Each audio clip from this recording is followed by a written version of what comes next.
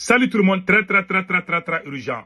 Le Burkina Faso vient de recevoir 4 nouvelles locomotives d'une valeur de 7 milliards. Tandis que le Mali a dépensé 18 milliards pour 3 locomotives. Jusqu'à présent, de 2023 jusqu'à nos jours, le Mali n'a pas encore réussi les locomotives pour le démarrage des trains. Les trafics ferroviaires. C'est la honte. Je vous laisse écouter ce qui s'est passé au Burkina Faso et après on va vous donner des détails. On dit bravo au capitaine Ibrahim Traoré. Après la route Ouagadougou, Bobo Dioulasso, aujourd'hui on voit maintenant c'est le trafic ferroviaire entre le Burkina Faso et la Côte d'Ivoire. Écoutons. 4 nouvelles locomotives de type GL30 ont été présentées au public et mises en circulation ce 16 février. Leur acquisition répond au besoin de dynamiser le corridor économique et moderniser le secteur du transport ferroviaire au Burkina. Un investissement qui a coûté environ 7 milliards de francs CFA. On en parle avec Drissa Traoré et Mouni Barou. Sitaraï poursuit la modernisation progressive de son parc roulant.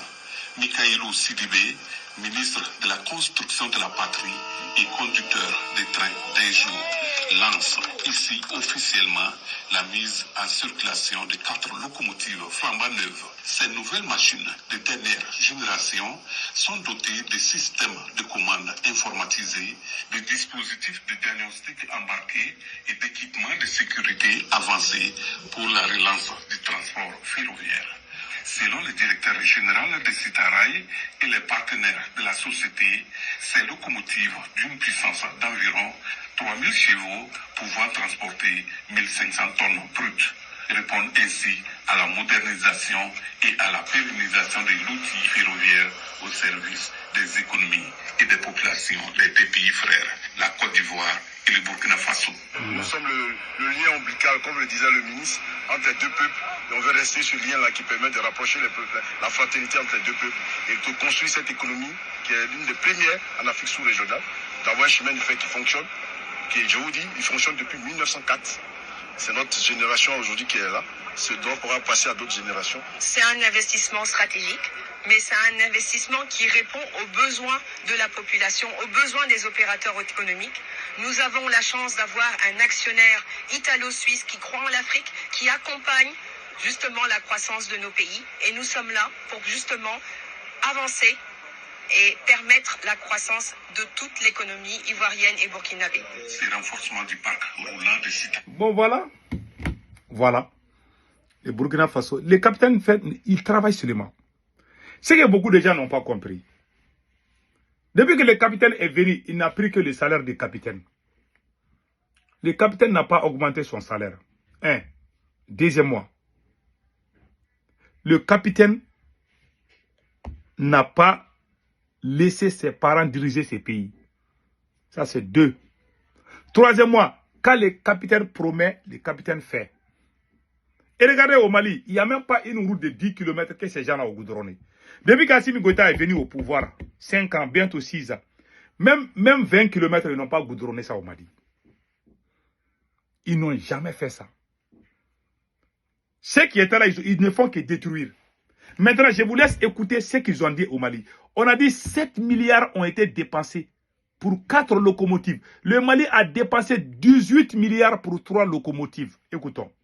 Nous avons effectué une mission en Russie où le Mali a signé un mémorandum d'entente avec une société STM russe qui doit nous livrer 3 locomotives, 3 nouvelles locomotives, cette fois-ci standard.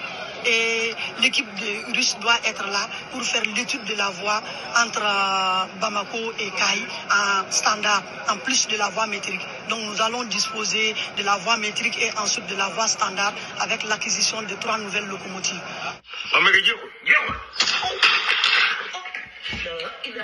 Vous avez entendu ça? Vous avez vu ça?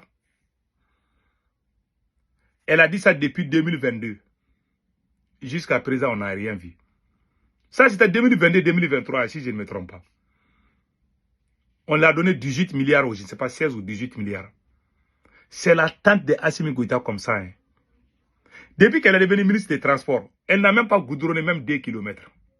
Même 2 km, elle n'a pas goudronné.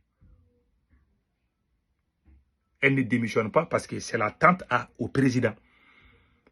Voilà la différence entre le Mali et puis pire encore, elle a menti encore ici. Elle a dit qu'il y aura les trains métro là entre les différents quartiers de Bamako. Elle a dit ça en 2023. Écoutons elle aussi. La même société, nous envisageons la réalisation de 2 lignes de tramway à l'intérieur du district de Bamako, c'est-à-dire une première ligne qui va quitter de Mourababou jusqu'à Kanadjigila, ensuite une deuxième ligne qui va quitter Salangoroba jusqu'à Kati.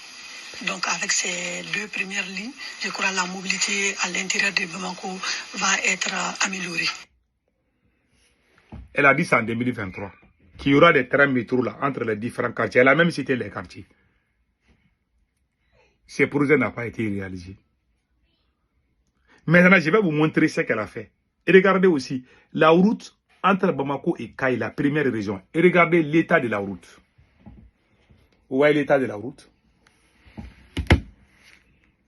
Toutes les routes sont gâtées aujourd'hui. Pendant que le capitaine est en train de travailler, Assimi Goïta s'amuse. Vous savez, quand tu veux bien gérer les pays, il ne faut pas amener tes parents dedans. Ce n'est pas ton entreprise privée. Assimi a mis ses parents partout. Ses parents qui sont venus ne font que voler, détruire, mentir au peuple malien. C'est sa tante comme ça. C'est sa tante. Et son oncle était le PDG de la CMDT. Voilà, Nango Dambélé. Il a bouffé 80 milliards, il a fui, il est aux États-Unis ici. Comment vous voulez que le Mali avance? On a un voyou, un vagabond voleur à la tête de cet État. C'est pour ça que quand je vois les gens dire oui, il y a certains idiots, soi-disant supporters des capitaines, qui nous insultent, qui disent non, les Maliens n'aiment pas Assimi Goïta. Des gens qui ont des cerveaux des moutons, quoi, qui ne réfléchissent même pas. Voilà la différence. Quand tu voles au Burkina Faso, le capitaine te met en prison. Tu voles au Mali, Assimi Goïta ne te met pas en prison. Mais si Assimi Goïta ne t'aime pas, il te met en prison. Il met la prison, ses adversaires-là, ce sont eux qui... Voilà quelqu'un qui ne peut même pas gérer une nation. C'est la honte. Quand j'ai vu ça aujourd'hui, j'ai pleuré. Quand j'ai entendu que le Burkina Faso a amené 4 locomotives, j'ai dit bravo au capitaine. Mais en même temps, j'ai pleuré parce que nos voyous qui sont à la tête du Mali là, chaque année, Assimi Goïta augmente son budget. Vous avez entendu que le capitaine a augmenté son budget? Le capitaine prend les salaires des capitaines. Il prend les salaires des capitaines. Pendant qu'Assimi Goïta est en train de... Il est devenu général. Le capitaine Ibé n'a pas voulu changer de grade. Il est resté capitaine, c'est tout. Et puis encore, il n'a pas amené ses parents pour occuper tout. Ce sont les parents, les proches d'Assimi Goïta qui occupent les postes stratégiques du Mali. Voilà pourquoi le pays est calé. Il ne peut pas. C'est pour ça que nous demandons aux militaires dignes et révolutionnaires de prendre leurs responsabilités pour que le Mali puisse avancer, pour que l'AES puisse avancer. Assimi Goïta, il est devenu un fardeau même pour l'AES. Voici les réalités. Que Dieu bénisse l'AES.